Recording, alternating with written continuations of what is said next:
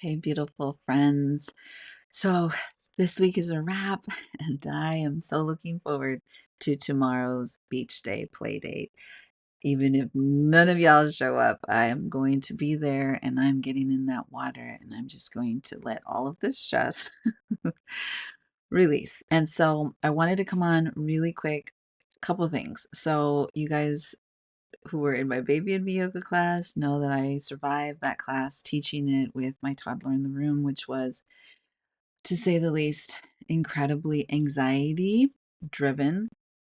I left that class feeling a little bit deflated, and a lot of it was is that it's hard for me to remember what I'm supposed to do, make sure that I'm paying attention to all of you, and I know that he's very attention driven right now, so when he's not getting attention, sometimes he acts out, and all these, like, close moments of him getting so close to some of these babies, he's curious, he's full of energy, and I was just like, "Please do not let anything happen to anybody." So at the end of the class, I had full intentions of having this really motivational, like inspiring moment for some of you, or hopefully all of you. And I just felt like I bombed it. And it was supposed to be about parental bias because you guys, if you've been with me for a while, know how a huge advocate I am about normalizing the chaos, normalizing the scary mom thoughts that we have, because it is actually something that falls under most of the time matrescence. But I also want to make sure that I'm bringing light and making you guys aware of certain things that could be signs of postnatal anxiety. Postpartum depression is a very real thing, and we don't talk about it as often. And some people just feel like they're having these moments, these thoughts, and are just internalizing it, thinking that there's something wrong. I am not telling anybody because what would they think of me? And so I'm very much trying to lead and guide you guys from the front, leading from the front, showing up even with my toddler, knowing that it's going to be hard for me, that it's going to be chaotic. And so I really just want to say thank you for just giving me the grace, because sometimes I do. I don't want to feel like you guys are judging me in class, but sometimes I'm like, oh my God, are they like, do they think that I have it all together? Do they think I am a hot mess? I'm not really sure sometimes, but the parental bias, I started off by asking people. I was role playing. I was just pretending and been like, "When you guys moved to Japan, did you guys know Japanese already?" And most people were like, No." I'm like, "Then why would you move here? That's so irresponsible for you to move to another country and you don't even know the language." And it was supposed to come off as funny. I don't think that that's how it came. Like, I was trying to, like, do my role play, and it was supposed to be lighthearted and fun. I don't know if it really came off that way, but just know that that's how it was supposed to come off. And the point that I was trying to make is that society has this parental bias that we already should know how to take care of a baby from, like, newborn to the first year. Most of us, that first birthday is like, I made it. I kept a human alive for an entire year. Kudos to me. High five. And then you go from one till and toddlerism, and it's like a whole nother realm of like, oh my goodness. Like, I have no idea what to do here. And for me, I'm a research nerd. I'm a nurse. I'm scientifically, like, I need to like research and I need to watch videos. I want to listen to experts. I'm a podcaster, a YouTuber. Like, I'm getting all the information from the places that I know are going to give me the right info. Because I realized very, like, in the beginning, like, I was not ashamed to say, I do not know what I'm doing. Regardless of the fact that I was in my 40s, regardless of the fact that I was a nurse, regardless of the fact that I had gone through a psychology degree, like, I went through human development, I know all this stuff, but I'm like, no, nothing prepared me for parenthood. And so I was really just like this heart to heart to not be hard on yourself, especially if you're like, I do not know what I'm doing. I am an awful parent. Oh my gosh. The book that I've been reading from, Moms Have Scary Thoughts. It's because I wish I would have known that that book existed when I was going through motherhood, because I had all kinds of scary thoughts. And it wasn't until I really started to look, because I thought maybe I was dealing with postpartum depression. I wanted to make sure, like, I self-diagnosed and would go to get help if I needed to. But it really was to the point where I was like, this is a very common, like, thought that I was finding out more moms had. And then I started reaching, well, why? Why are we having these thoughts? And then I started learning about matrescence. And so that's what my job is, to help you learn about this transition that you are now going through.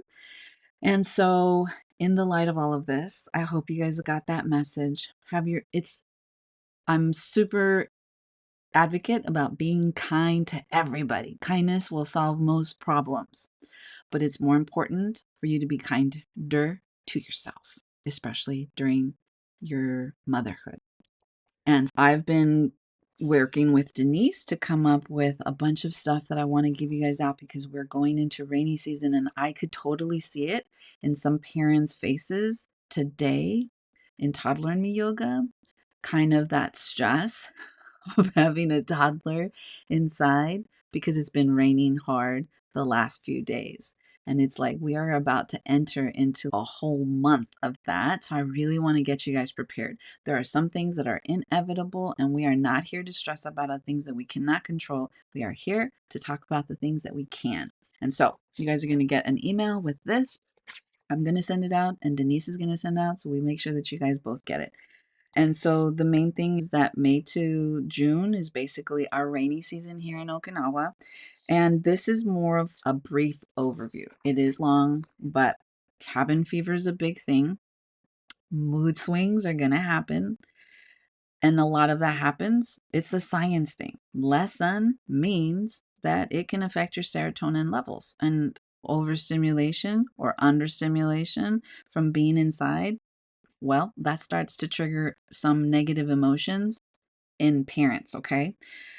We're going to feel more lonely. We're going to feel more restless because we're starting to then self isolate, because I know it's hard to get out of your house. I get it.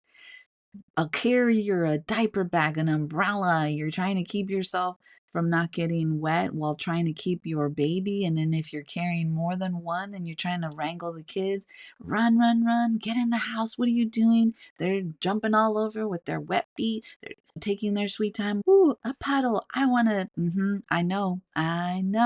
The struggle is real of like, I don't have it in me today to go through any of that. I'm not leaving the house. And so we do have to, like, push ourselves out a little bit of our comfort zone and just embrace the chaos. Inhale those moments of peace and exhale those moments of chaos, my friends. And yeah, toddlers are going to be bouncing off the walls. Babies are going to be napping less. And guess what? Mold is going to be appearing everywhere. So we can do stuff to minimize how much stress this is happening. Before I keep going, pause. I was making sure that the sound was on. So I've given you, like, some reminders. You are not alone. It's okay to feel blah or overwhelmed. Me, okay? Rainy days can be emotionally heavy. That's just a neurological thing. You see that? Oops, right there. That's my BFF. I am a essential oil survivor queen. Like, I live on that stuff. Right now I have energy. I have a hormonal balancing one, and I have one that's a genius one that I use for Garfield to help me focus, because the struggle is real. I have a massive headache and I just cannot get rid of it. And if you haven't been drinking water, that's your cue, boo. So create a daily rhythm, not a strict routine. It's going to anchor your nervous system. You need to try to schedule some solo moments, even if it's just 5, okay? Like, so some of the things, like, you guys in my Toddler and Me yoga class know that we do the scavenger hunt almost every class. And I do that at home. Like, you guys noticed that I switched it up and did it with some animals. I do that because do it at home, and I know that that's sometimes the only 5 minutes that I get. I'm like, "Okay, close your eyes and count to 20. I'm gonna go hide all these," and I give him, like, 10 because oh, more than that, then he'll get frustrated, and then it's not gonna happen. He'll come looking for me like, "Mom, help."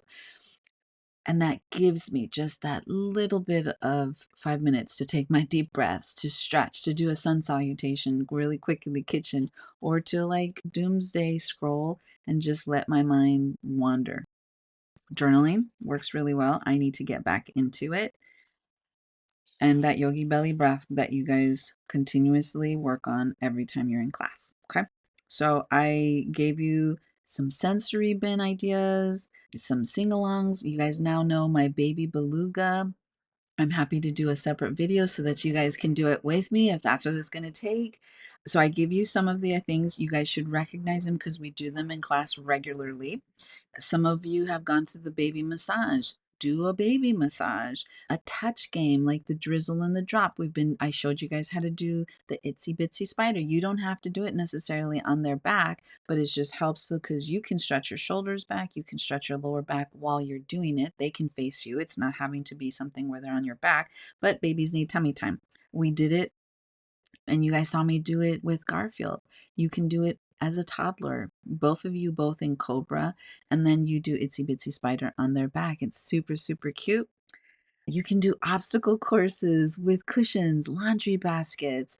Sometimes it is tunnels. You can make tunnels with pillows or the cushions from your couch. Like you're gonna have to, like if you're type A or OCD, you're gonna have to try to hone that in and just inhale that peace and exhale that chaos. Bring your inner child out. Do the stuff that your parents probably never let you do and have fun. Rain. So this is again a review. Before we get to actually rainy season, I am going to give you like real ideas, not just this generalized like rain art, cardboard fonts, dance parties, baking together, cooking. I will tell you, side note, if you've never done it, like with your toddler at all, Garfield's been cooking since he was like 6 months. Like literally, I have videos. It's okay. No worries. Just know that it takes some patience. Mhm. There's a learning curve to it, but they get better because, hello, we don't expect ourselves to know how to parent. We shouldn't expect babies or toddlers to know how to cook.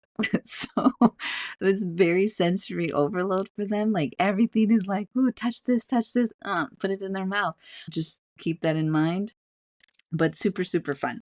And then he now understands what he's doing. So he is like, Dad, I cooked dinner and like dinner's ready. It's like this whole thing. And he gets really excited. And then he gets excited about eating what he made. So if you have a picky eater, that's also something that could help. Okay, mini play dates in each other's homes. Don't worry, no judgment. Find somebody that you would feel comfortable like bringing into your household, especially during rainy season where we know it's going to be chaos inside. You guys have the Tiny Toes and Mama Zen community through my personal platform. I'm going to try to be better about being in that Facebook group, but I just have so many that I'm like, I didn't really want to add an extra one, but that is an open communication. Feel free to like post in there. That is your guys' community. So don't wait for me to post stuff. You guys are more than welcome to post, hey, I'm going to this place, or does anybody want to come over? I'm lonely. Okay. Sign breaths, window watching meditation. I'm giving you other things that you could also be doing in your little moments and integrate and see how your kids like interact or respond or just sit there with the baby. The baby's not going to like be like, this is so boring, mom. No, they're going to be like, and take that moment, inhale that peace and exhale that gas. Okay. I gave you some affirmations and you're going to get this in the mail and the email that you use to sign up for our classes. So thank you. And remember, inhale the peace, an open mouth, exhale that gas. You are doing an amazing job, beautiful. Know that I see you. I see the struggle, but I also see those beautiful connective moments. I see all of your drive to try to be the best mom that you can be and know that you are doing the best that you can, and that is always, always enough. I can't wait to see you guys in next week's class. And if you have any questions, please feel free to reach out to me or Denise.